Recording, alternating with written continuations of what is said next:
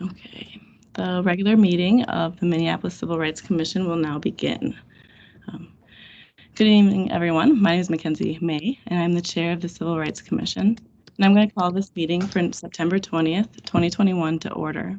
I want to welcome everyone for joining us this evening. And as we begin, I will note for the record that this meeting has remote participation by members of the Commission and city staff as authorized under Minnesota Statutes Section 13D.021 due to the declared local public health emergency.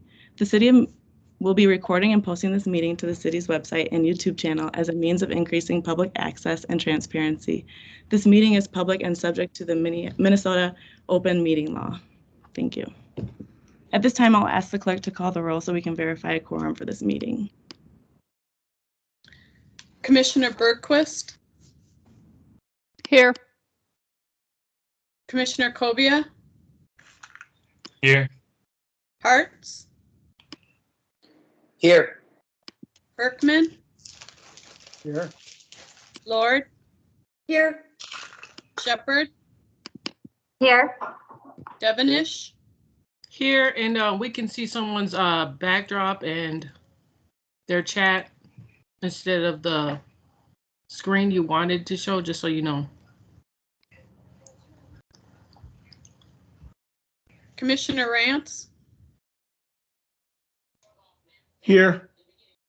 Gold. Fine. Here. Davis.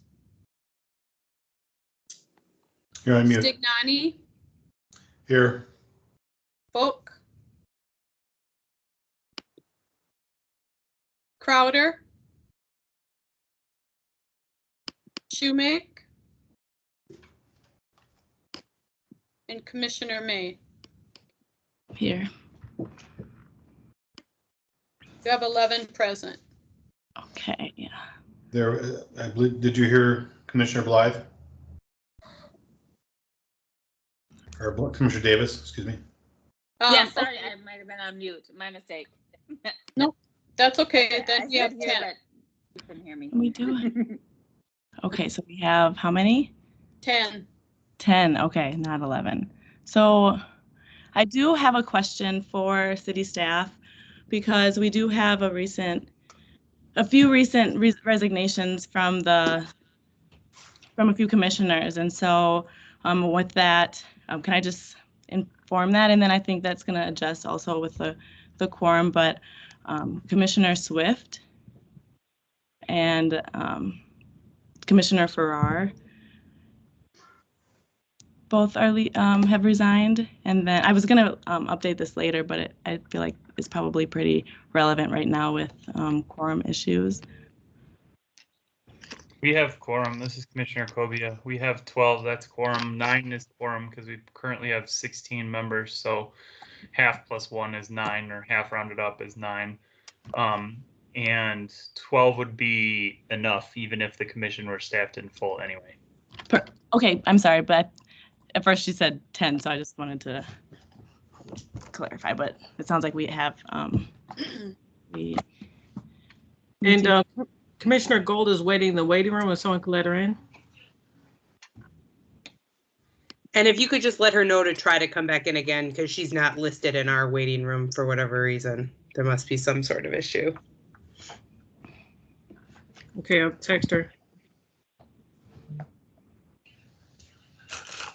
Okay, and then we do have a call on the line. Is that a commissioner that's called in at all?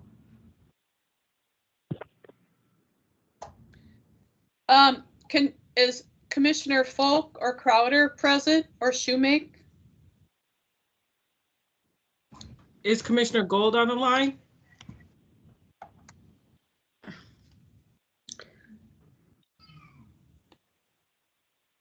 She's calling from 651-235-6358. What do we have to do to unmute? Is it *67 or? *6. Okay, thank you. *6 to unmute Ms. Gold. Thank you. So it sounds like Ms. Gold is present as well, Diana. So let the record reflect we do have a quorum. Commissioners, the agenda for today's meeting is before us, has been sent before us, and maybe Diana can also share it on the screen. But may I please have a motion to adopt the agenda? So moved. And is there a second? Second, Commissioner Devenish. Thank you. Is there any discussion before the clerk calls the roll?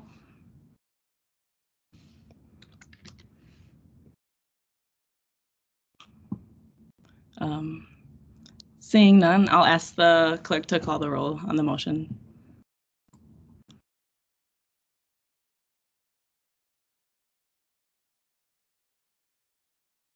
And then, oh, Diana, there you go.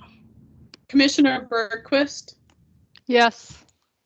Cobia, Yes. Hartz, Yes. Herkman, Yes. Lord, Yes. Shepherd, Yes. Devenish, Yes. France, Yes. Gold, Yes. Fine, Yes. Davis, Yes. Stignani, Yes. Folk, Crowder, Shoemake, May. Yes, thank you.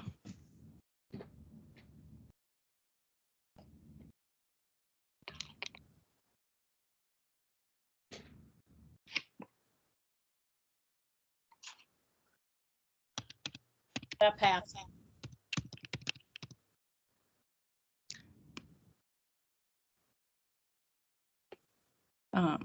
That motion passes and the agenda is adopted.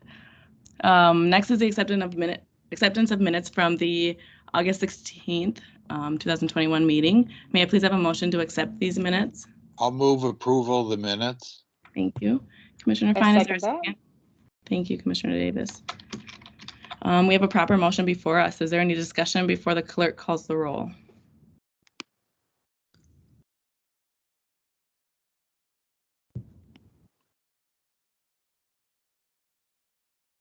Seeing none, I'll ask the clerk to call the roll on the motion, please.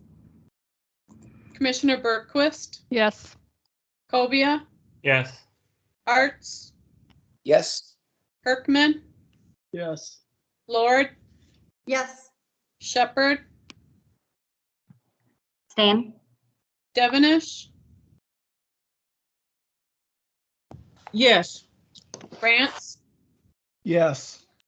Gold, Yes. Fine,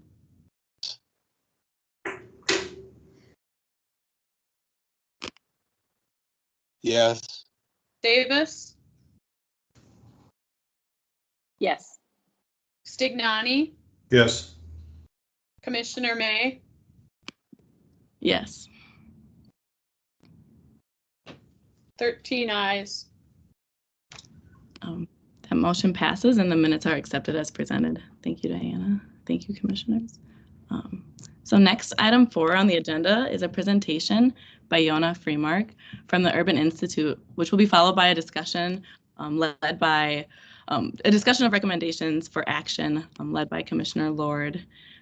And so I will invite Commissioner Lord, if you wanted to introduce your guest, that would be great. Thank you. Thank you, Chair. As you all know, civil rights with respect to housing is one of our domains of influence and responsibility. And the Urban Institute has done a really fantastic and comprehensive report capturing some of the unique dynamics with respect to housing in our community. The report is titled "Who Owns the Twin Cities? An Analysis of Racialized Ownership Trends in Hennepin and Ramsey Counties." And I'm very pleased to introduce Yona Freemark. He's a senior research associate at the Urban Institute and was one of the lead researchers on this report. And he has very graciously agreed to share some of the highlights with us, and has actually also done some original analysis around Minneapolis proper, as the report kind of has a Twin Cities lens. He has some Minneapolis specific data to share with us. And I believe I'll pass it over to you, Yona. Thank you so much for joining us. And I'm hoping you're able to share your slides. Okay, let's see if I can make it work. Okay. Let's see. All right. Cindy, can you give me a thumbs up to make sure you can see my screen? I see a title slide saying property ownership Excellent. in Minneapolis. Great. That's it. Okay, well, thank you so much for providing me the opportunity to present with you all today. I'm really excited that the subject of real estate ownership has become of interest to you all in the Twin Cities, and I hope I can provide some additional insight for you, specifically in the Minneapolis context, as you said, Cindy. So I'd like to begin by introducing myself very quickly. As Cindy noted, I'm a senior research associate at the Urban Institute. I hold a PhD in urban studies from MIT, and I've been researching and writing on issues related to urban planning for about 13 years now. So my research is focused on evaluating the impact of land use and transportation policy on the lives of people in communities throughout the country. And I've conducted in-depth research on communities as diverse as Chicago, Paris, and New York City. So I'm currently the head of the Urban Institute's Fair Housing and Markets practice area, and also of the Land Use Lab at Urban, where we've been developing new research strategies and approaches to understand some of the barriers to equitable ownership in real estate. So the Urban Institute is a national nonprofit, nonpartisan research organization based in DC. Our work is designed to connect strong research with actionable policies on the ground that can help improve quality of life in communities throughout the country. That said, I want to point out that the presentation I'm giving today is based on my research alone and should not be construed as representing the views of the Urban Institute as a whole, which does not take positions on issues. So today I'll be discussing some of the findings of a report we released in June, which, as Cindy noted, was called Who Owns the Twin Cities? This report was co-authored by me, Eleanor Noble, and Yipong Su. And so this report and two associated fact sheets, which are pictured here on this screen, can all be found on the website of the Urban Institute if you're interested. We conducted that report with the participation of several groups in the Twin Cities, including the Alliance, the Family Housing Center, and the Center for Economic Inclusion. We were funded by the McKnight Foundation to do this work. So today I'm hoping to contribute to your discussion about making Minneapolis a more equitable community by adding new information from that research. I'll first describe some of our key findings related to the racialized gap in home ownership in Minneapolis. Then I'll talk about the rise of single-family rentals, before moving on to a discussion of investor ownership of these types of units. And so finally, we can have a discussion as part of the Q&A if you are interested in asking me some additional questions. So let's begin with some of our findings. As many of you know, the Twin Cities region already suffers from the highest Black-white home ownership gap in the country. That means the gap between the share of white people who own a home and the share of Black people who own a home is the widest in the country. The question for us to consider today, though, is how that gap has changed over time and where it appears to be concentrated. So the first data point that I want you to look at is that in Minneapolis, specifically, white-headed households have had consistently high homeownership rates, about 60% from 2000 to 2019, and that's what's shown here on the left here. So Black households, shown on the right here, have had far lower homeownership rates. Hispanic, Asian, and American Indian families also had lower homeownership, but I'm not exploring data pertaining to them in detail today because of limitations on available information. But concerningly, the homeownership rate of Black households in Minneapolis dropped off dramatically from 2000. That's the drop between the blue line here and the gray line here.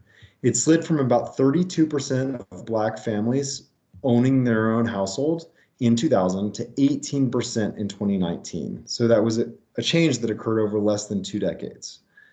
Over that time, even though the total number of Black-headed households increased in the city of Minneapolis by more than 5,000, that was a 23% increase, the number of Black owners actually dropped by more than 2,000. So that's a huge loss in community wealth and the potential for family wealth creation. Now, it's worth comparing what happened over the past 2 decades in the city of Minneapolis itself versus the entire metropolitan area. So as I just noted, between 2000 and 2019, the Black homeownership rate in the city, shown on the left, dropped precipitously.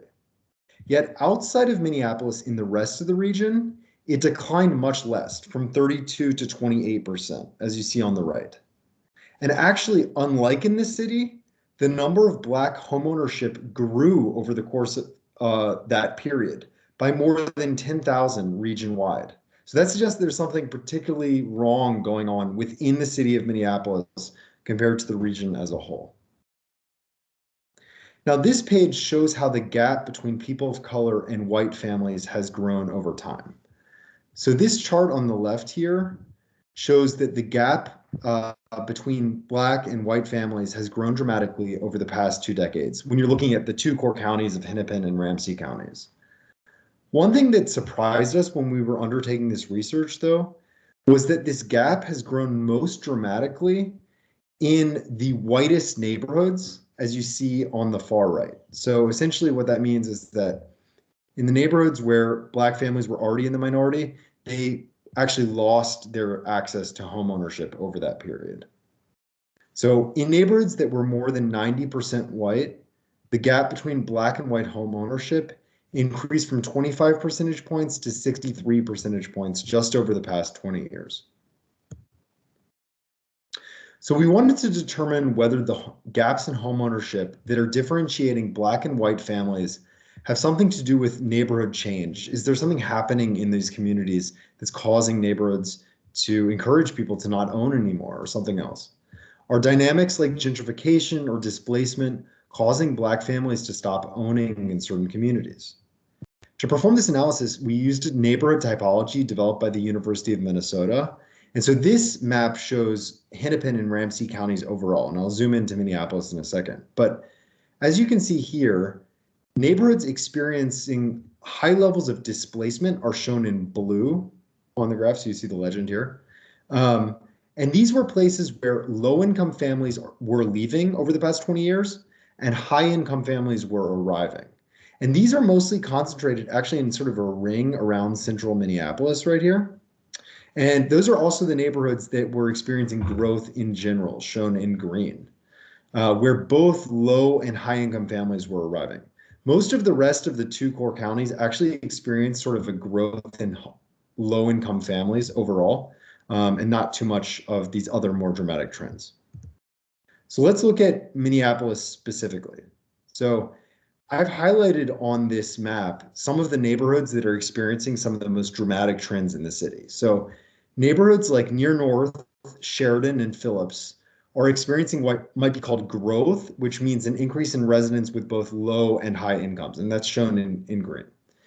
But neighborhoods like St. Anthony, Powderhorn Park, and Corcoran are experiencing displacement, which means that families with low incomes, and often Black families, are actually leaving as high income people arrive. So, you know, those neighborhoods which are shown in blue are really the neighborhoods that we should be most concerned about in terms of trends like gentrification and change, and people actually leaving who previously had been able to live in those communities.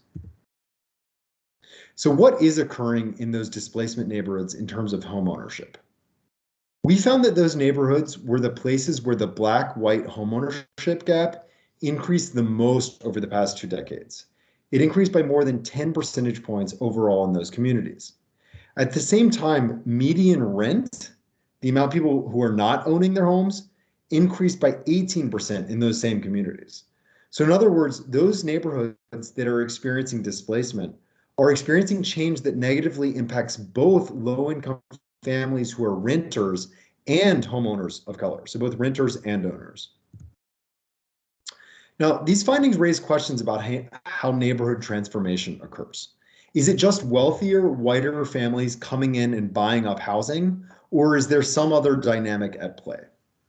To investigate these questions, we decided to use property data from the 2 counties to first show how single-family rental homes had changed over time in terms of their locations.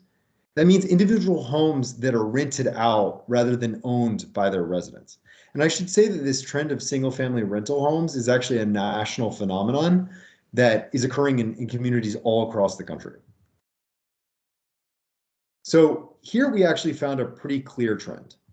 The number of single-family homes being used as rental properties rather than being owned more than doubled between 2005 and 2020 in the 2 core counties of the Twin Cities. So there are now about 50,000 such single-family homes being rented out, up from about 20,000 only 15 years ago. And the rise in such units occurred primarily in this period between 2010 and 2015. And it was a much larger percentage increase than the stock of single-family homes in general. So what happened during this period from 2010 to 2015? Well, it was kind of like the aftershocks of the Great Recession. And there was a lot of foreclosures, a lot of people on sort of tenuous economic conditions, and people who used to be homeowners giving up or being forced to give up their homes to become rental homes over that period. So in Minneapolis, so this graph is for the 2 counties. In Minneapolis alone, the number of rented single-family homes increased by more than 5,000 individual homes over the period. So that was a 63% increase. So the increase was far larger than you saw in the region as a whole. And by the way, this was a much faster rate of growth than the amount of new housing that Minneapolis added overall, which means that that most of this growth actually occurred from existing housing being transformed from home ownership to rental use. So this map illustrates the spatial distribution of rentals across the 2 counties of Hennepin and Ramsey counties. So again, I'm going to zoom into Minneapolis in a second, but you can see I point out downtown Minneapolis here and downtown St. Paul here. And basically what this map is showing is that the areas that are in darker green are those where there's more single-family rentals as a share of the overall housing, and where it's lighter, it means there's less single-family rentals. So you can see that single-family rentals are actually least concentrated right here in the center of Minneapolis, which makes sense because that's where more multifamily housing is concentrated. Fewer people live in single-family homes in the middle of Minneapolis. But throughout most of the rest of the region, both within the core cities of Minneapolis and St. Paul themselves, but also in their suburbs, you see an increasing number of single-family rentals. And so they now make up more than 10% of the overall housing stock in many communities, shown in dark green. So I'm going to zoom into Minneapolis to show this specifically. So here's what it looks like within the borders of the city. So you can see that in neighborhoods like North Minneapolis, Como, and Winona, now more than 10% of all the homes in these communities, that's shown in the dark green areas, is being rented out rather than owned. And this is not including this is not even including the multifamily apartment units. This is just talking about rented single-family homes. And so this is a major change over the past 20 years, especially in North Minneapolis and Como, where this type of housing stock was really less common 2 decades ago. There actually wasn't much single-family rental units in those 2 neighborhoods back in 2000, but things really changed over the past 20 years or so.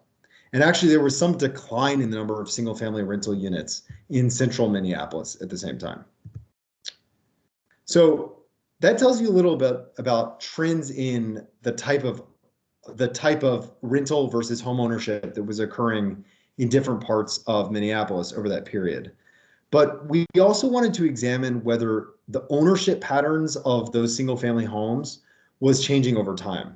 Who is buying these single-family rental units and why? Like, why is it that there's suddenly this increase in the number of homes that are being rented out as single-family units? So we answered this by looking at detailed property records that were provided by Hennepin and Ramsey counties. And in our research, we found that investor ownership and investor ownership of single-family properties more than doubled, going from about 4% in 2005 to close to 14% by 2020. And so when we say investor ownership, we mean organizations that owned at least 3 single-family homes in the region, but there were actually some owners that owned a lot more. For example, one company called Invitation Homes controls more than 500 single-family homes in the 2 core counties of the Twin Cities. And many of those homes are concentrated in just a few neighborhoods, as I'll show in 1 second. So, as I noted, we found that investors took advantage of the Great Recession to buy up a lot of the cheap single-family homes. So what this graph is showing with the orange line here is that before the recession, large-scale investors only bought less than half of 1% of single-family homes that were put on the market for sale.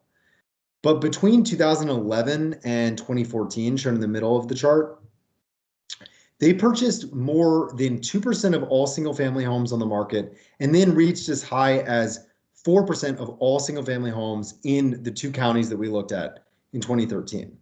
And I think what they were doing was taking advantage of cheap housing, often produced by foreclosures.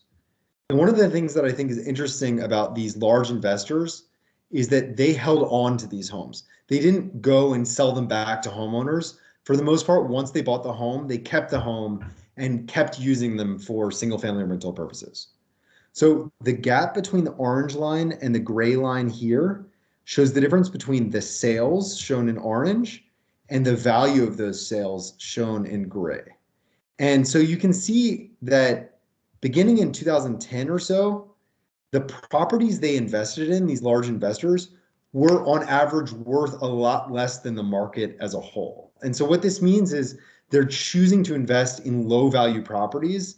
And the reason for that, I suspect, has to do with where they're investing. And I'll show you that just now. So this map shows the distribution of that investor ownership across the 2 counties. So you can already start to see that it's a little less distributed across the 2 counties than single family home rentals are in general. This is just investor ownership. So you can see that the concentration of investor ownership is shown in the dark green. And so let's zoom into Minneapolis. Here, you see that these areas of sort of North Minneapolis, so specifically Fulwell and McKinley, are both minority and majority neighborhoods with relatively low household incomes. And in those neighborhoods, more than 10% of all housing is not only single family rental, but also owned by these large investors. So these investors are essentially concentrating their resources in just a few neighborhoods of the Twin Cities. And it happens to be that this area of Minneapolis is the most concentrated at all. And it suggests that the investor home phenomenon is actually being concentrated in one of the most vulnerable communities of the Twin Cities, and one that we need to be careful about, wondering whether people are being treated acceptably, and whether they're going to continue to be treated acceptably in the coming years. So overall, our findings point to 2 major trends. First, the total value of single-family rentals owned by investors has increased from about $300 million in 2005, that's shown here, to about $1.3 billion in 2020 in Hennepin and Ramsey counties, adjusted for inflation. So that's what's shown here. And what that means is that this is home value that used to be essentially owned by people who own their own homes in those communities, concentrated especially in minority, majority, low-income neighborhoods that have now been transferred to large property investors who own those single-family homes. So at the same time, the mean value of single-family homes owned by residents in the 2 counties actually declined by 8% between 2005 and 2020. So that suggests that not only are people in the Twin Cities and Minneapolis especially less likely to own their homes than they used to be, but they actually are getting less value out of their home than they used to be in terms of wealth building. So I want to be clear that there are no easy answers to any of these issues, but we did lay out a few potential recommendations in our report that hopefully are helpful to you all and that we can talk about from a policy perspective. So one, I think we need to think seriously about developing solutions for both renters and homeowners in gentrifying neighborhoods like the areas around central Minneapolis to allow people to continue to stay in place. That means identifying which neighborhoods are particularly under threat and potentially implementing such solutions as rent control and property tax forgiveness. Second, we need to provide enhanced assistance to both existing homebuyers in neighborhoods that are particularly of interest to property investors. So that means especially areas like Fulwell, McKinley that are actually being targeted by these investors. This could include increased down payment assistance, additional counseling, or things of that sort to really help people be able to stay in their homes. And we probably need to find ways to work with the investors themselves to allow families who are renting single family homes to buy them, which means transitioning that stock that's gone into single family rental ownership back into maybe single family home ownership to help people in these communities have the opportunity to buy a home where possible. So thank you so much for the opportunity to speak with you today, and I'm looking forward to answering any questions you might have. So I guess I'll go ahead and stop sharing my screen for now.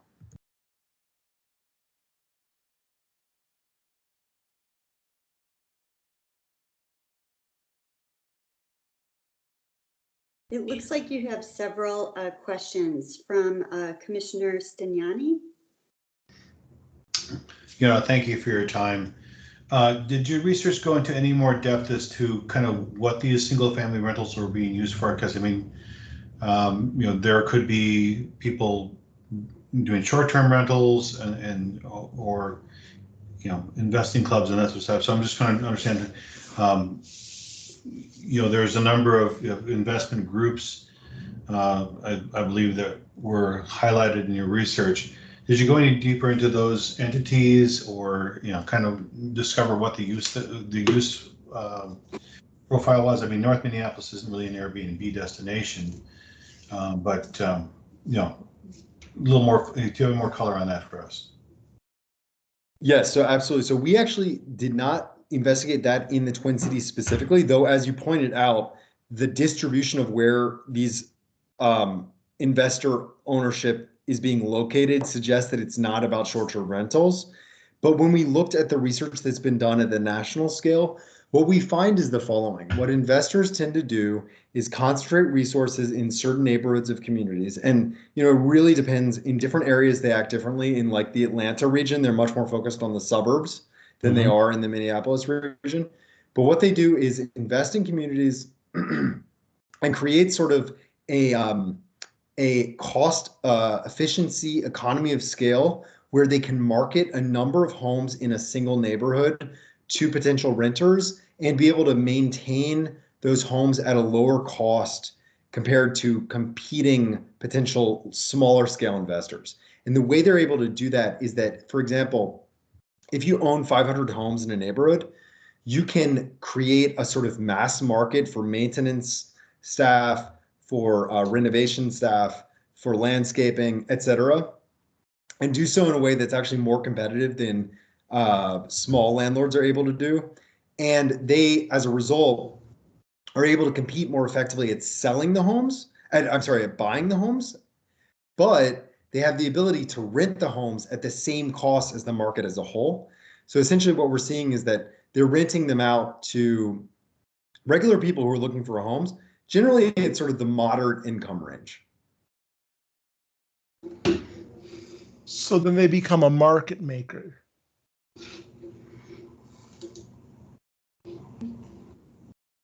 Yeah, Yes. go ahead, Commissioner Rance. You had your hand up. Yeah, I did. So I find this report, just fascinating. Two questions.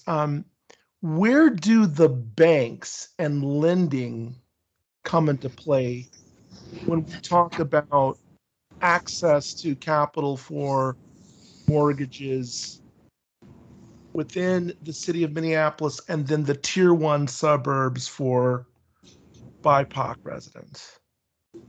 Yeah, so, well, the first thing worth pointing out is that these large investors are able to leverage extremely large cash reserves that allows them to compete in a way with potential home buyers that allows them to sort of buy up the market in a way that is not feasible for an individual homeowner. And the reason why this is the following.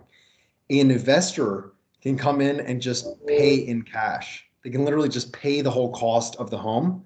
And if you're selling your home, that is a safer bet than somebody who's coming in with a mortgage with a potentially tenuous credit history and things of that sort. And the result is that buyers have an incentive, because of the system we live in, to sell off to large investors rather than to people who are operating through the mortgage system. So that's a bit of a concern. Now, in terms of what that means in terms of people who are like, you know, moderate to low income, especially people of color who are looking to buy their own homes. Now, they do have access to, obviously, the mortgage market. However, there are systemic reasons why the credit system is aligned against people of color and certainly against people of moderate and low incomes. That means that, again, their mortgage rates are higher. They pay at a higher rate of interest than wealthier and generally whiter people, which is a major concern for home buying.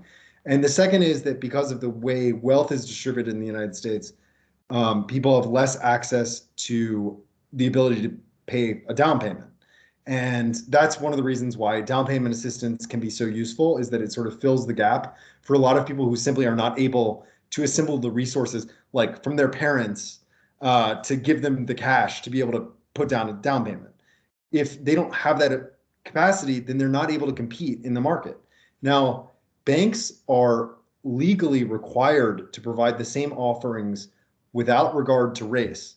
However, it is worth pointing out that efforts to do things through the Community Reinvestment Act and other sorts of attempts to improve investments in communities of color throughout the nation continue to face considerable challenges.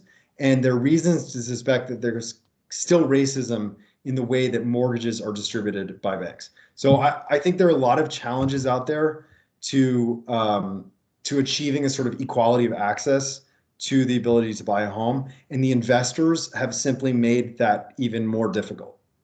So then my last quick question. So then at what point does the corporate ownership, particularly in North Minneapolis community, and I live in North Minneapolis, I live in near North, so I'm very aware and familiar with it. At what point does corporate ownership become a monopoly, and then that become a civil rights issue for those low-income residents and those communities, for both the renters and homeowners, and dominating the market and the marketplace where that's unfair competition? Well, the first thing I should say is that I'm not a lawyer, so I don't want to, and I'm not an expert on monopoly, so I don't want to make any claims that are outside of my area of expertise. So I don't know the exact answer to your question, but what I do know is that right now it is more expensive for people living in single-family rentals to rent than it would be for them to own their homes. Yes. If they were able to own their homes. And the fact that large investors are transforming home ownership opportunities into rental opportunities essentially means people who live in communities that are targeted are spending more money on housing than before, even though they're renting, which seems very counterintuitive and scary, but it's true. And so we have to find ways to help reduce people's cost of housing, because the cost of housing is the biggest expense for most people out there. So, you know, I think that you're asking really important questions about, you know, are we depriving people of access? Is there a sort of monopoly condition? I don't want to answer that because I don't know the exact answer to that, but I think that's worth further investigation. Thank you. I'm not sure who BH is, but the hand's been up a while. Oh, Commissioner Hart. Oh, Commissioner Hart. Yeah, sorry, I must be BH because I'm BH at work on Teams. Yona, thank you for presenting. I have two questions for you. One is a minor question, so we'll start with that. In your In your slides about what percentage of single-family homes are investor-owned, the top category is over 10%, and there are, just a couple of those neighborhoods in North Fowle and McKinley that were above that. How far above 10% are those numbers? I actually, as I was preparing this presentation, it occurred to me that somebody might ask that because, to be honest, when we put together the data, we were looking at the two counties and 10% was at the very high end. So I wasn't looking specifically at the city of Minneapolis. So I need to get back to you on that question. I don't know I don't know the exact number there. Okay. My other question is about your proposal for rent control at the end of your presentation. We have a rent control initiative on our municipal election ballot coming up in November. And rent control seems like it's an easy win for single family housing where the stock is already available. I'm wondering what your thoughts are about whether it has a negative effect on development, because we have a severely underdeveloped housing stock in the cities writ large, and the worst in the nation, according to a report that came out last week. So I'm curious on what the effects, if any, there are on development that follow rent control measures. So good question. So actually, the evidence on this is very mixed. So there was a period up to, I would say, the 2000s where economists stated clearly that they believed that rent control was essentially dissuading new construction, which is a problem for the reasons you described. We have to have new construction to be able to keep up with the growth in households and people in communities. And so we don't want to make it so it's impossible to add construction. But more recent evidence suggests that rent control has some significant benefits and does not necessarily prevent new construction if it's done in a careful way. So in some studies of San Francisco, for example, rent control has been shown to allow people to stay in their homes quite a bit longer than they would otherwise. Some people would argue that's a negative thing because it means that there isn't as much turnover. But from the perspective of stability and a sort of neighborhood, people feeling like they can remain in their neighborhood, it has a positive. Now, I don't know specifically about the way rent control could or would be established in Minneapolis, but it's important to note that rent control can be enforced on different types of housing in different ways. So, for example, you can have rent control that applies to older units, and by the way, it typically allows for an inflation-based increase in rent every year, but not apply the rent control, at least for several years, to new units. And what that can do is allow investors to come in and actually build new units without the fear that they're going to immediately have their units be, unprofitable. But you could have it applied to older units in a way that maintains those as affordable over time. And I think it's worth considering whether rent control could be a particularly effective strategy in neighborhoods that are experiencing displacement, because those are the places where the existing units need some sort of protection to prevent people from being forced out by increasing rents. So I think the evidence is mixed. Okay, great. Thank you. So I see two other hands up, and I know we're at 6:45-ish now. So maybe Commissioner Cobia, and then I think it's Commissioner Gold could ask their questions, and we could move on to the discussion. Yeah, I'll be quick. I just had a quick question. This is Commissioner Cobia. I had a quick question on your last slide. It was showing that $1 billion more value is held by investors than was in 2005. And I was wondering if you had inquired about whether any of that was added value versus, sorry, my dog's going ballistic in the background, added value versus, just hoarded value. And I also, just thinking along the lines of that, I've spoken with a lot of developers over the years who tend to get a little, antsy about these kinds of things like rent control, just because, there's sort of a back and forth. I just want to say this. You don't have to respond to it or anything, but, asking or telling investors that they're the cause of this problem of no single family homes, and then also assuming that they will come in when there's rent control, put in place on top of that, it just sounds like a double sort of hit. And, you know, I don't know whether that's a good idea or not, but, you know, I worry that there could be some issue of that. So anyway, what I really just want to know is if you had looked at that added value statement and whether driving investors out of these communities would actually be worse potentially. So that's a great question. Those are great points and questions. I think on the question of added value, so it is worth pointing out that these large investors in other studies across the nation do go in when they buy a home and make repairs to the homes to improve them. So some of that may result, that may be sort of added investment. Absolutely, I don't want to deny that at all. And in fact, you know, some of my colleagues at Urban Institute would argue that these large investors, because they have this ability to create an economy of scale, have the ability to better transform housing stock that's growing older and give people access to homes that were previously falling apart. And I don't want to dismiss that at all. I think that there are pros and cons out there, absolutely.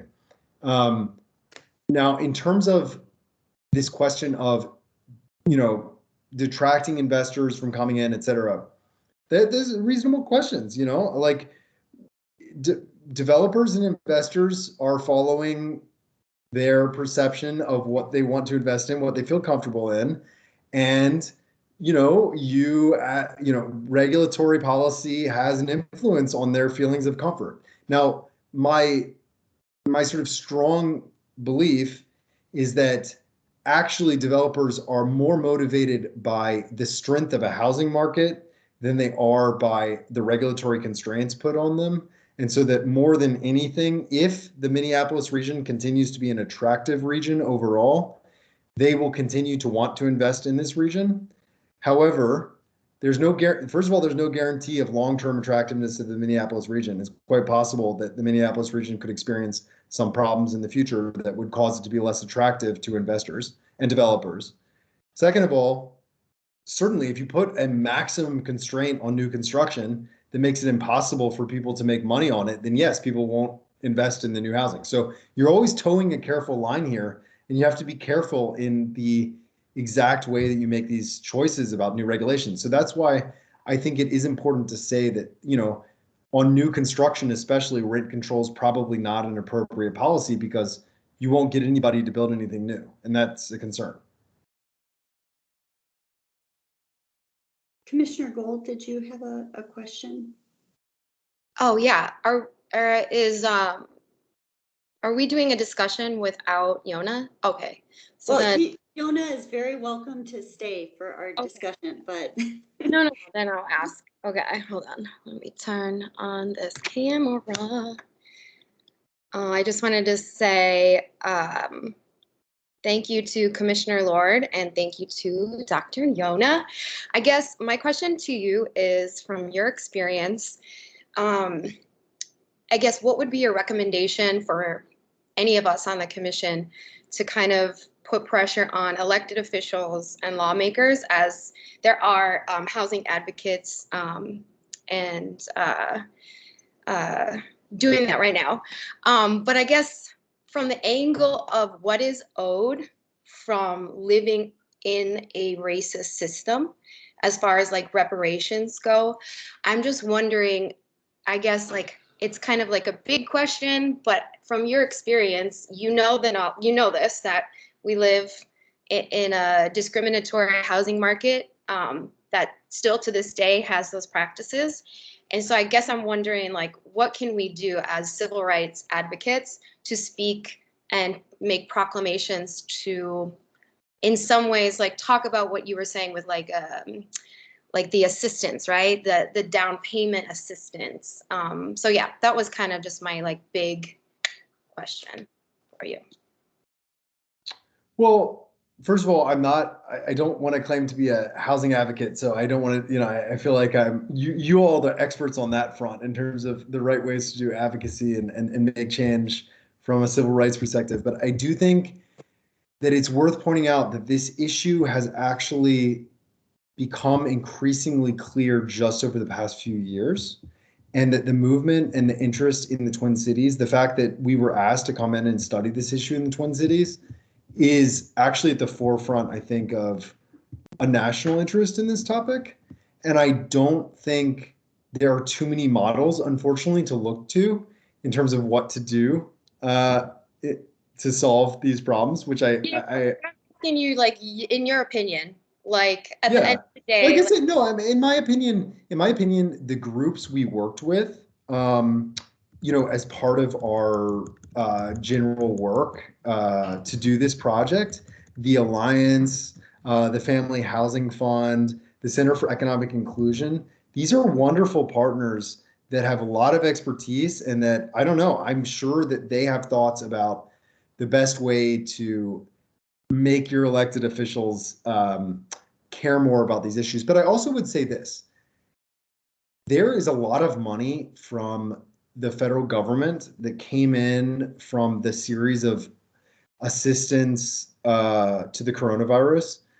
I think I looked into this at one point. I think that Hennepin County and Minneapolis got several $100 million in total. And a lot of that money was meant to go towards housing relief.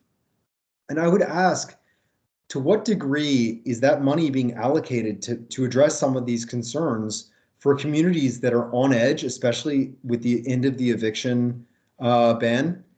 What are the counties? What are the counties and what is the city doing to purposely focus their energy and their money on the people who live in those communities so that they have the ability to rise up out of this in a way that is not reinforcing existing inequality? So that's where if I were you, I would be asking them to tell me what they're doing and answer to you. But that's just me. Great. Thank you.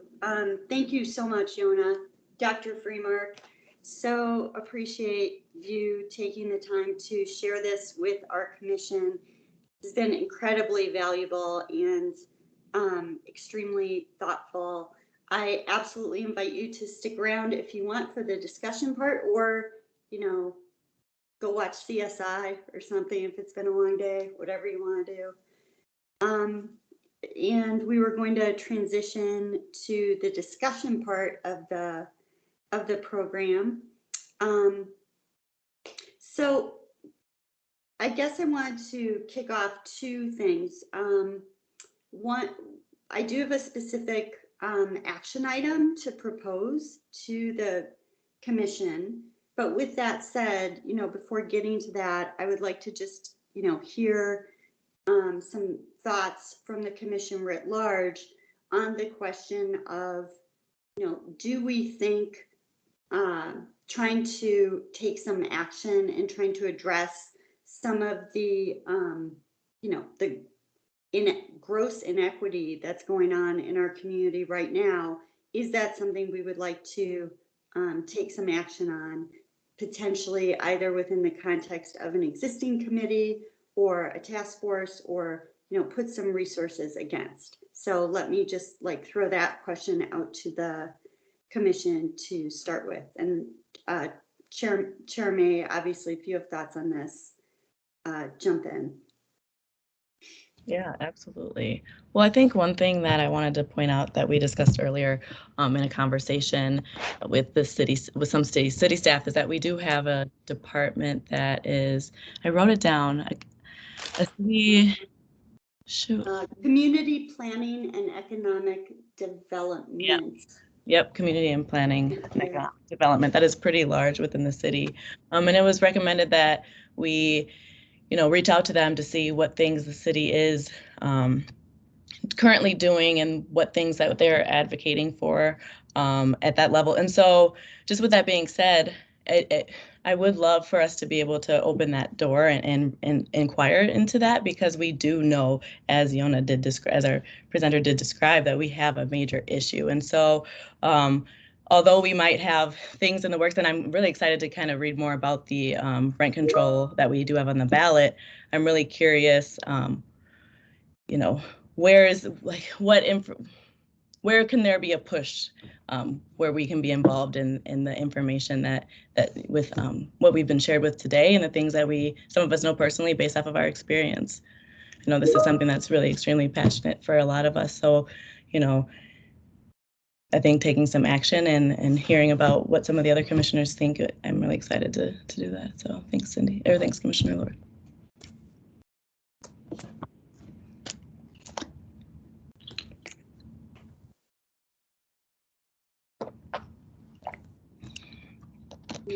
Any other thoughts or comments? Yeah, Commissioner Rance, you have your hand up. Yes, I think that the city of Minneapolis needs to take a stance when it comes to the private corporations and the amount of inventory that they buy up in concentrated communities and then, you know, become market makers. And there's got to be a way in which that can be slowed down and provide more opportunities for Minneapolis residents to be able to own homes. And the Star and Tribune had a pretty scathing article this weekend in regards to, you know, Minneapolis, or, you know, Minnesota being the Twin Cities, I say, being the worst when it comes to, you know, available access to homes. And I think that when you have low-income people that are paying mortgages and more so for rent, yet they don't have the opportunity to be able to own a home, I think that there's a fundamental problem with that. And so this free-for-all kind of has to be addressed with these corporations, and there's got to be some controls and some limits to that. Well, there's you know, one thing that Commissioner May and I have been talking about and working on was an invitation to the private investment companies to activate on one of the ideas that Yona shared around kind of a rent to own program, and actually asking those organizations as part of their kind of a, you know, them operating in our community as stakeholders in our community to be making a positive contribution in addition to making profits, you know, to create some rent to own programs. And in the agenda items that Diana sent out, there is a draft of a, you know, letter that we're proposing potentially sending to those companies, inclusive of Invitation Homes, the largest investor, and asking them to take some action. I think based on some conversations we had with the city today, our thought was maybe trying to better understand what programs already exist and maybe inviting them to participate in some of those programs. But if you refer to your agenda, there's a proposed invitation to those companies to step up and not only take profits out of our community, but contribute and help us collectively address these equity issues. We have Commissioner Devenish, and then raise my hand as well. Okay, thank you. I put something in the chat. I think it's wonderful that on the city level, we reach out and try to figure out what we can do. I agree. But also, I think we need to figure it out on the state and county level as well. I think it works from the top to bottom. So if anybody knows or would like to take a lead on possibly contacting the state, possibly contacting the county, I just think about, you know, I know we're talking about homeownership, but right now I'm thinking about how many people applied or need help applying for Rent Help MN or just asking for rental assistance. So I think number one, people are not getting the information. I went to Broadway Cub Foods to share information on rent help. And within 2 hours, I signed up like 20 people. And that usually takes days to meet that level of need. So there's a high need in that particular neighborhood. And so something's happening where the resources and support are not getting to the people in need. So thank you. Thank you, Commissioner Devenish. Very well said. I was just thinking of, I need to look back at the slide, but I'm referring to, Yona described home ownership was in these highly low income neighborhoods where I think he was saying was decreasing, and so were the available units for rental as well. And so I just thought about what connection, and maybe this is completely wrong, but I'm just thinking of the connection. It made me think of the connection between the condemned homes that are in North Minneapolis that were vacant, that have historically, there have been homes that have been vacant for quite some time, and how the city can support that even more. I know there's, rent to own programs, but I know some banks offer, project loans and things like that. But how do we get that information to the people that live in the community, right? I think something that's so important, especially as a commission for the Civil Rights Commission for the city of Minneapolis, is that we really are building up and supporting our residents. And how do we really do that, and how do we focus that, especially when we're not investing in our own communities, in that sense of, a lot of our families aren't owning their own homes. We have other people owning their homes, and our families are paying into things that they don't get to see flourish or have a say in. And so it's really concerning to me. And I want to figure out ways that we can push in to really have a more community-centered focus of how to approach the way that we look at rentals and home ownership in our community, past property taxes, but also with how we represent our communities and how they're supported. And I think it also transitions into issues with schooling and when I think of how we get to zoning and the property taxes and things. And so it is larger than just a home ownership issue, but we mentioned that Yona mentions the wealth gap, an extreme issue that we have that touches so many areas that housing really can support and is the center of in many ways. So I'm really excited for this. It is generally the cornerstone to building wealth for families. It is like the #1 asset that most families have. Yeah. You take that away, you take away the biggest wealth generator. Mm-hmm.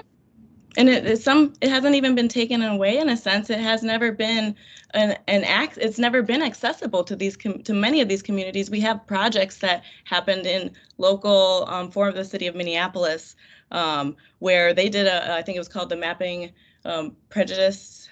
If somebody remembers the name of the report, but they also looked at the deeds. It's the Owning Up exhibit. Owning Up exhibit. Subcommittee Community Center. Yes, thank you. I know there were a few things that were happening around that, and they were doing investigations into the deeds in our city where it explicitly states who can and who cannot own these homes. And so this is a larger issue than even, it's a big issue with our decline, but access from the beginning to generate this wealth has impacted communities of color for a very, very long time. Too long. Oh, Commissioner Stignani, thank you. So, I noticed there were a number of names of companies in the letters that were provided here. Have we done any looks as to are they actually large companies? I can speak to that. One of them is a firm that uses the marketing name Front Yard Rentals. Yeah. And it does seem to be kind of have a more national footprint. And then the Invitation Homes is actually owns 2 of the companies listed there. Those are all kind of like the corporate SEC kind of names, right? Not the marketing names. And Invitation Homes owns 2 of those. It's a Texas-based company that actually was heavily funded by BlackRock until just a few months ago. And BlackRock actually divested, not recently, or divested recently. And has, my understanding is they've actually invested in another kind of home rental company. So both of those two companies seem to be fairly big. The others I'm not sure about. I do know one of them is located in the Virgin Islands. I don't know if it's like a private equity deal or what. And I couldn't speak to the others. But the Invitation Homes and Front Yard both have, public, if you just go on their website, right, they have a board of directors, they have officers, there's people to talk to, there's people to do outreach to. And the other companies would take a bit more legwork to figure out who's actually behind them. Because that might actually be a good first step, is to the degree we work with the housing organization. So looking quickly at KBD Investments, looks like they've got 99 homes in the Twin Cities area. So, but that they come up as 2 people. So characterizing who these people are, and what is the benefit? Then we have to bring the benefit statement. What's the benefit of having large blocks of North Minneapolis owned by 7 individuals, 7 corporations? What is it? So I would certainly urge that as we're doing an investigation with the City of Minneapolis departments that have this responsibility and primacy, we should certainly be bringing to their attention a lot of the companies that we see in this list. So.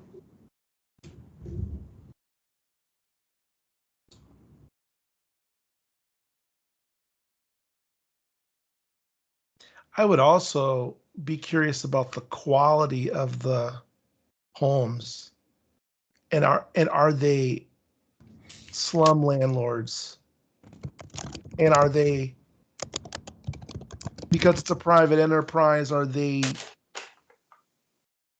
providing substandard housing that may be code violations from the City of Minneapolis, and is that being enforced?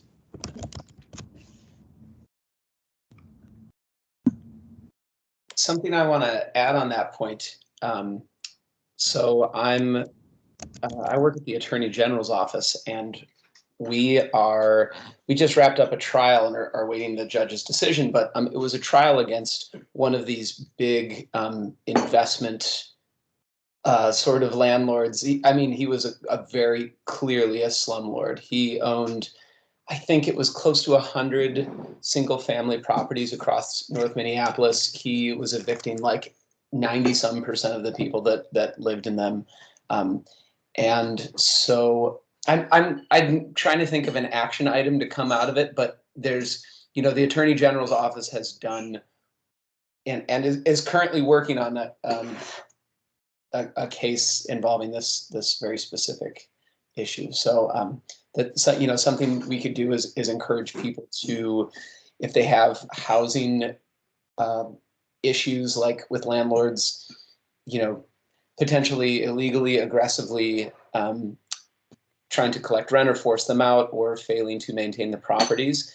The Attorney General is another really good resource, because if I know that our office screens and follows up on all of these, and if we get enough where there's like a problem landlord who's basically providing low quality housing and trying to rip off the people living in their properties, that's something that Attorney General Ellison is pretty passionate about pursuing, and it's something that again we've been doing. So that's sort of another possible angle is that office.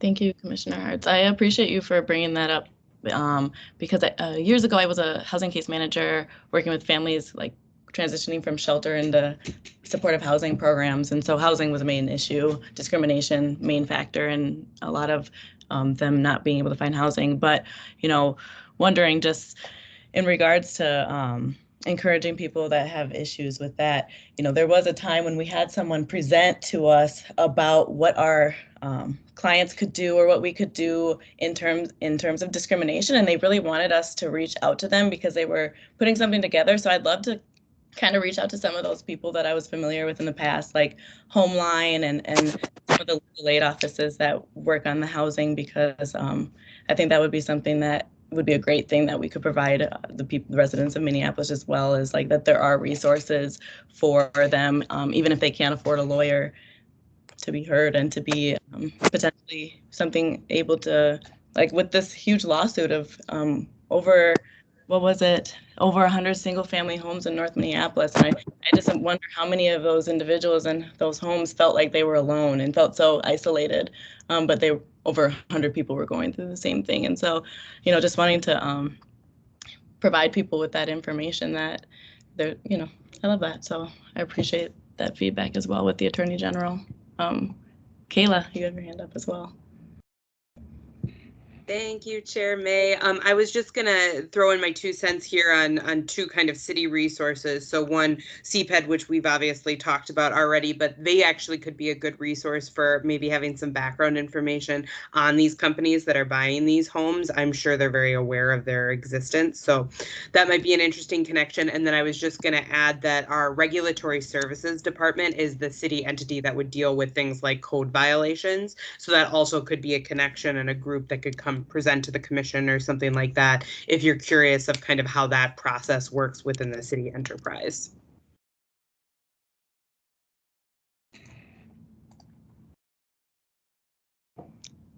Thank you, Kayla.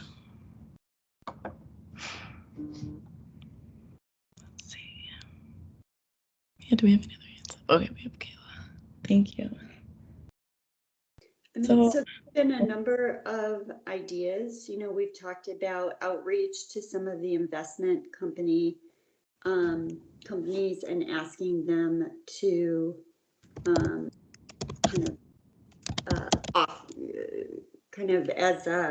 invite them to be part of the solution to this in our community.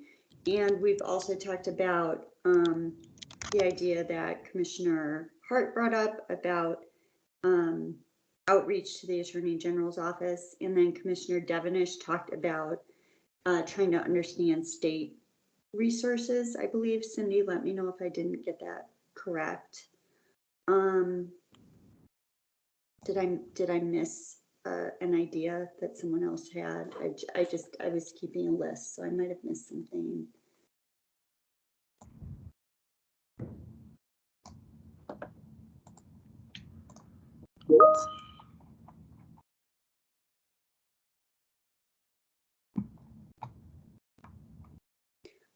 So I guess as a, you know, if there's not other, oh, maybe someone had something in the comments. I just saw a comment come through. Okay, thanks, Cindy.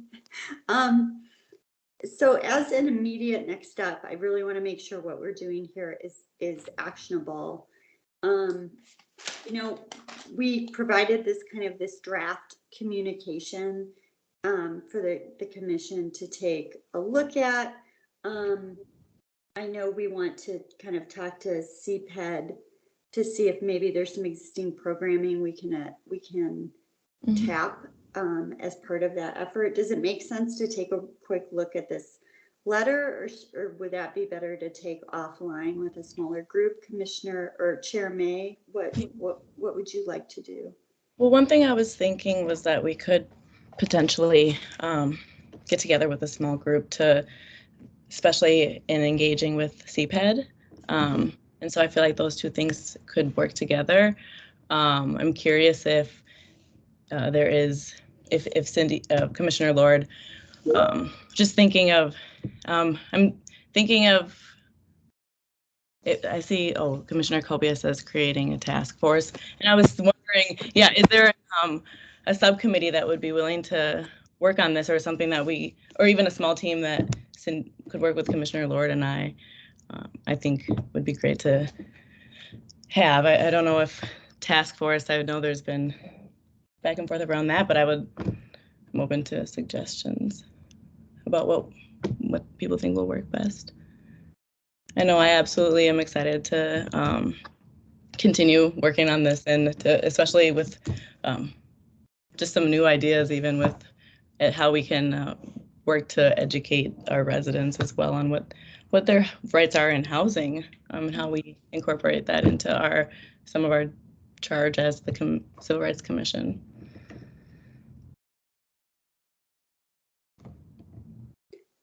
Is there anyone that would be interested on working more on this?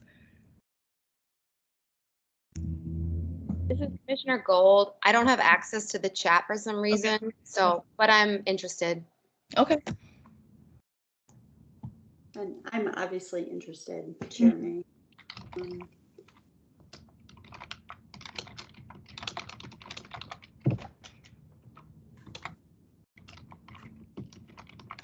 Okay. Well, we will, if I see no one else is. Andrea Neese has her Okay. hand raised. Okay. Oh, thank you, Commissioner Signani. Yes, Ms. Nave. Yes, Chair, if I may, I just wanted to comment for the purposes of creating a task force. If you create a task force, you can, appoint anyone you would like to it, and that would be your decision. Then those meetings would be noticed and subject to the open meeting law, because the task force does work like a committee. If you just created a small group to work on a specific task and bring it back to the full group, so they would just be bringing back recommendations, not taking independent action. That could be just any group you choose, but you would want to not have a quorum of any of the committees on that group. So it's kind of a strategy choice, which you prefer. It's completely up to you. Absolutely, I appreciate that. Well, with that being said, it looks like right now what we're looking to do is maybe do a little do some research and also connect with CPED. And so if we don't have any action items that would be specifically needing any vote, maybe this is something that we can do, the few of us work on, and then Commissioner Signani as well, to figure out what kind of things that we, can find out. There's lots of research and a lot of things that would be able to be supportive of this work. So bringing our heads together would be perfect. I am thinking,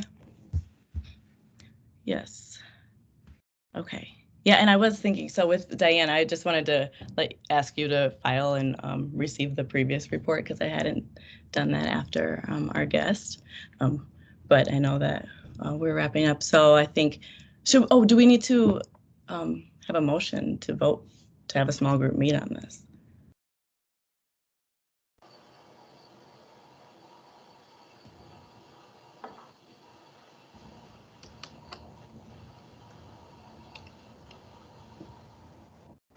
Is that to you, Andrea, or to Diana? I can weigh in if you would like, Chair May. Yes, thank you. Yes, I think I would recommend that you have a vote if you decide to have a small group meet and work on this further. But the vote wouldn't be to take any particular action item, just to have the group go forward and conduct research and report back. Yeah, absolutely. Well, I'd like to create a motion to create a small group to work on, some work on connecting with the city of Minneapolis and doing more research around some of the investors that are heavily invested in the city of Minneapolis. And do we have a second? Second the motion. Thank you. Ward. And then with no further discussion, I'll ask the clerk to call the roll. Commissioner Bergquist, Yes. Commissioner Cobia, Yes. Hartz, Yes. excuse me, Herkman, Yes. Lord, Yes. Shepherd, Devenish, Devenish, Yes. France, Yes. Gold, Yes. Fine, Yes. Davis, Yes. Stignani, Yes. Schumake, oh, I'm sorry, Commissioner May. Yes. You have 12 ayes. Thank you. We have a quorum, or not quorum, sorry. Yes, but seeing that that motion passes, and we will convene to connect with CPED and figure out what research we need to do a little bit further into those investors and some of the things happening in the city. The next item on our agenda is item 5, and it is regarding the First Independent Bank and their support for their move to Minneapolis, and this will be led by Commissioner Rance. Thank you, Commissioner Rance. Thank you, Commissioner May. So last month, I had a conversation with the CEO of First Independent Bank, and it's a Detroit-based bank that will be moving to the Twin Cities. And what's very interesting is that First Independent is one of only 18 Black banks in the U.S.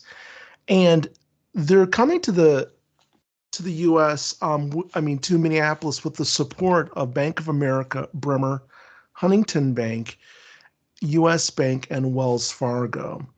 And one of the things that they're going to concentrate on is helping the number of issues contributing to some of the racially economic disparities here. And the bank aims to bolster Black home ownership, financial literacy, and have a positive impact on the racial wealth gap here in the Twin Cities. And so when I welcomed CEO Kenneth Kelly to the city of Minneapolis, I asked him, what kind of support could help this endeavor, and he said, a letter of support from the Civil Rights Commission would be very helpful, and particularly to the other banks that are supporting this endeavor.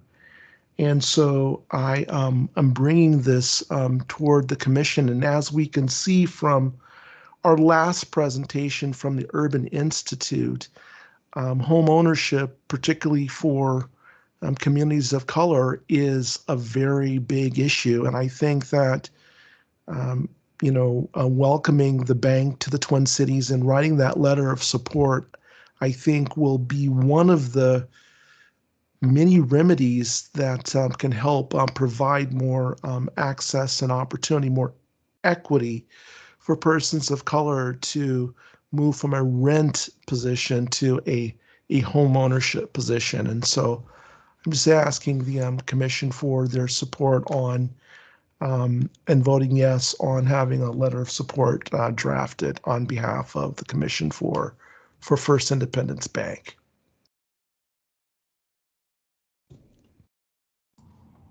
Yeah, can we make a motion on that? I second that. Thank you. Was there a motion in the first place? Oh, well, I can make a motion. Yeah. I would like to make a motion that the MCCR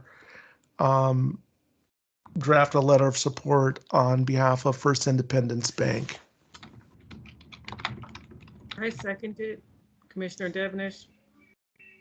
Is there a discussion period before a vote? Yep, we'll discuss now. Thank you. Yeah, you guys to discuss if there's anything. I do see Commissioner Bergquist's hand. Hi, yeah, thank you for this initiative. I'm generally supportive. I'm just wondering and a little bit curious. I know, like, in our case review panels, we've had lenders involved as respondents and all of that. Has anyone taken a look at this particular bank to see whether there are any, like, not housing related, but whether there are any other civil rights issues that we might just want to be a little bit more cautious about? I think we can word the letter. I would just be cautious of us as the Civil Rights Commission endorsing a business that might, as a lot of businesses have these sort of allegations of employment discrimination or other issues where we would just want to be really careful about how we endorse or celebrate the business's arrival, so that we're not, discounting the possibility that there would be other, civil rights issues that might arise where, like any business, there can be other issues raised. So has anyone taken a look at that for this particular business, whether, I'll just leave it at that. I think that's a very good point, and one of the things is that the bank is applying for FDIC, the Federal Deposit Insurance Corp. So for here, so that there's a high level of compliance to be able to have that, but you also we should also take into account that the other banks are vetting First Independence. And so we've got Wells, United Bank, TCF, which is now Huntington, US Bank, and Bremer. And so for those banks to be in support, and they're assisting First Independence with capital, research, marketing. One of their locations, which is going to be off of University by the Channel 5 KSTP, is an actual bank branch that used to be a Wells Fargo. And so I don't think that those institutions would move forward if there were compliance issues. And also what's interesting about First Independence story is that it was founded in 1970 in Detroit based upon the Detroit Rebellion, which is somewhat similar to what has taken place in 2020 with the George Floyd rebellion. And so I think in the spirit of what the banks are trying to do in regards to bringing a Black bank to Minneapolis to be able to address some of the inequity gaps, and then support this bank with capital, marketing, research, and helping them to grow their customer base, I would think that that organization would be compliant.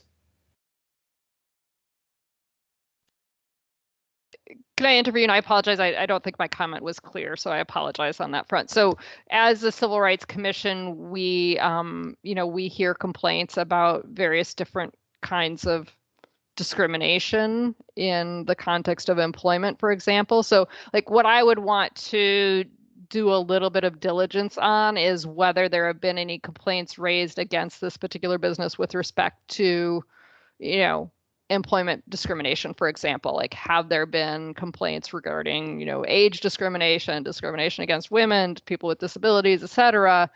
Just like if there's stuff out there in the news or readily accessible, like we would just want to make sure that that's not the sort of thing that a business could use as like, well, these allegations are ridiculous because the Minneapolis Civil Rights Commission says we're wonderful, blah, blah, blah, blah, blah. So I would just feel more comfortable if we knew a little bit more, like if somebody has done a little bit of just a search to take a quick look. That's all.